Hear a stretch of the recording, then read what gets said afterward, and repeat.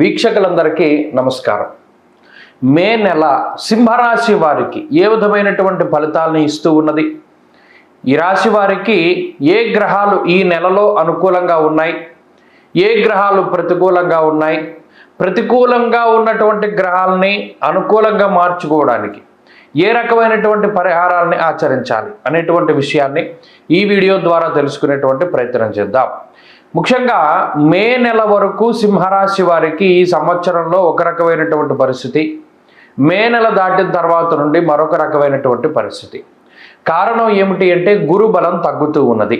దీనితో పాటుగా ఏప్రిల్ నెల 23వ తారీఖు దగ్గర నుండి జూన్ 1 వరకు ఉండేటువంటి అష్టమ కుజ రాహువుల యొక్క స్థితి. ఇలా చూసుకున్నప్పుడు మే నెల సింహరాశి వారికి అంత కలిసొచ్చేటువంటి మాసంగా మనం చూడకూడదు. ఎందుకంటే గురుబలం తగ్గడం, దశమ కేంద్రంలో ఎక్కువ గ్రహాలు కూడి ఉండడం, గురువు కానీ, బుధుడు కానీ, శుక్రుడు కానీ, రవి కానీ, చంద్రుడు కానీ, ఈ 5 గ్రహాలు కూడా దశమ కేంద్రంలో కూడి ఉండడం అనేటువంటిది అటు కొన్ని ఒడిదుడుకులకు కారణమవుతూ ఉన్నది. అలాగే అష్టమంలో ఉండేటువంటి కుజరాహువులతో కలుపుకొని ఇక్కడ గ్రహాలన్నీ ప్రతికూలంగానే ఉన్నాయి. గురుడు ప్రతికూలం, బుధుడు, శుక్రుడు ప్రతికూలమైనటువంటి గ్రహాలు, వాటితో పాటు కుజరాహువులు.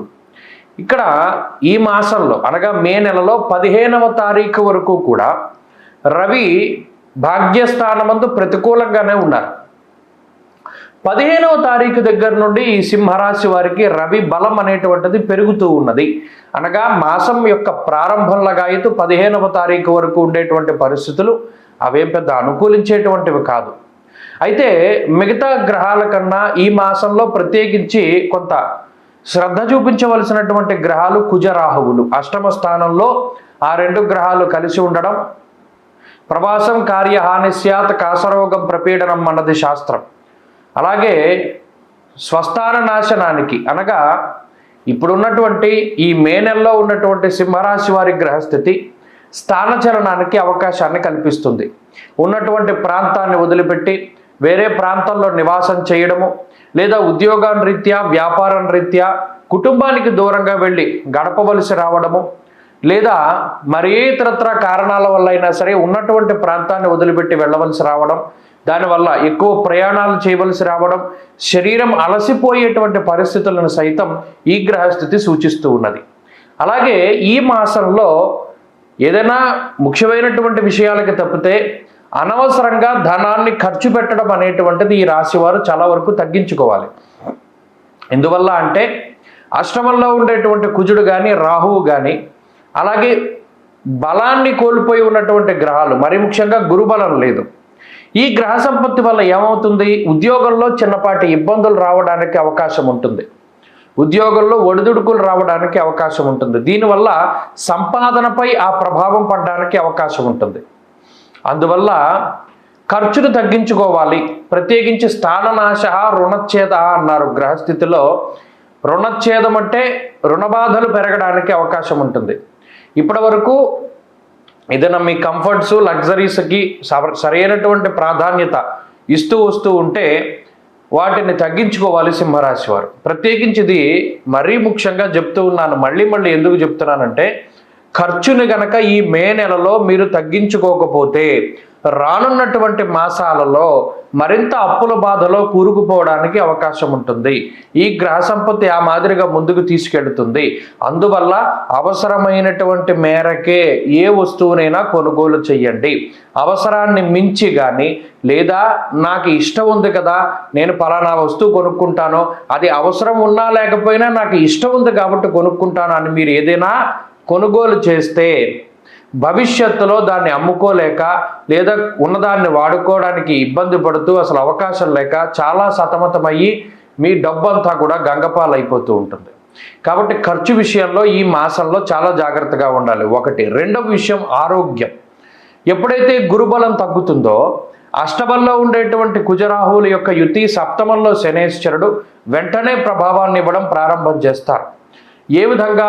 అగ్ని వల్ల కానీ, పై అధికారులతోటి కానీ, పదునైనటువంటి వస్తువుల వల్ల కానీ, ముఖ్యంగా కుజుడు, రాహువు 2 కూడా విషపూరితమైనటువంటి జంతువుల వాటి యొక్క ప్రభావం వల్ల కానీ, 4 కాళ్ళ జంతువుల వల్ల కానీ, కుక్కలు గరవడం, లేదా తేళ్లు గరవడం, లేదా బల్లిలు మీద పడుతూ ఉండడం, తినే వాటిలో సాలీడు పడుతూ ఉండడం, కలుషితమైన ఆహారం తింటూ ఉండడం, ఇలా ఏదైనా జరగడానికి అవకాశం ఉంటుంది. కాబట్టి చాలా అప్రమత్తతతోటి ఉండాలి సింహరాశి వారు. ఈ మాసం మొత్తము కూడా ఆరోగ్యం పట్ల, అందులోనూ స్వయంకృత అపరాధాలు అసలు చేయకూడదు.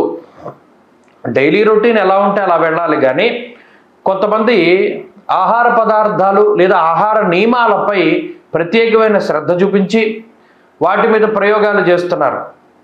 మరీ ముఖ్యంగా ఇప్పుడున్నటువంటి కాలంలో బరువు తగ్గడానికి కానీ లేదా మరి ఏ ఇతరత్ర కారణాల రీత్యానో ఆహారంలో మార్పులు చేస్తూ ఉన్నారు.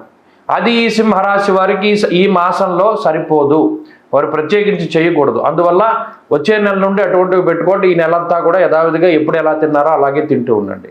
ఇది ఆరోగ్యం పైన ప్రభావం పడేటువంటి స్థితి. ఇటు ఆర్థికంగా ఆరోగ్యపరంగా ఈ గ్రహస్థితి ఇబ్బంది పెడుతుంది. ఇంకా మూడో విషయం ఏంటి అంటే కుటుంబపరమైనటువంటి అంశాలు. కుటుంబ సభ్యులతోటి ఉండేటువంటి సఖ్యత కొంత దెబ్బతింటూ ఉండడం, మరీ ముఖ్యంగా మీ ఉద్యోగంలో కానీ మీ వ్యవహారాల్లోనూ వ్యాపారాల్లోనూ ఉండేటువంటి మానసికమైనటువంటి టెన్షన్, దాని కారణంగా కూడా మీ యొక్క మనస్తత్వం అనేటువంటిది మారుతూ ఉంటుంది. దానివల్ల కూడా ఇంట్లో ఉన్నటువంటి వ్యక్తులపై కొంత మీరు కోపాన్ని ప్రదర్శించడం, వారు మీరు చెప్పింది చేయకపోవడం, ఇలా మనస్పర్ధలు అనేటువంటివి ఎక్కువగా ఉంటాయి. కాబట్టి కొంత సహనంతో మౌనంతో ఈ మాసాన్ని ముందుకు తీసుకెళ్తూ ఉండాలి. వ్యాపారపరంగా ఉద్యోగపరంగా అంత సానుకూలమైనటువంటి వాతావరణం లేదు. అదృష్టం అనేటువంటిది తక్కువగా ఉంటుంది, శ్రమ అధికంగా ఉంటుంది ఈ మాసంలో. కాబట్టి దానికి మీరు ప్రిపేర్డ్గా ఉండాలి. అలాగే చదువురులకి ఇది గొప్ప సమయం కాదు, చాలా ఆచితూచి చదువుకుంటూ ఉండాలి, ఏకాగ్రతని పెంచుకుంటూ ఉండాలి. స్త్రీలకి కూడా ఇదే రకమైనటువంటి నియమాలు అన్వయమవుతాయి. కాబట్టి ప్రత్యేకించి ఈ మాసంలో ఒకటి అలవాటు చేసుకోండి. ప్రతి శనివారం నాడు, ప్రతి సోమవారం నాడు, ఈ రెండిట్లో ఏది వీలుంటే ఆ రోజు ప్రత్యేకించి పరమేశ్వరుడి యొక్క దేవాలయానికి వెళ్ళి దీపారాధన చెయ్యండి.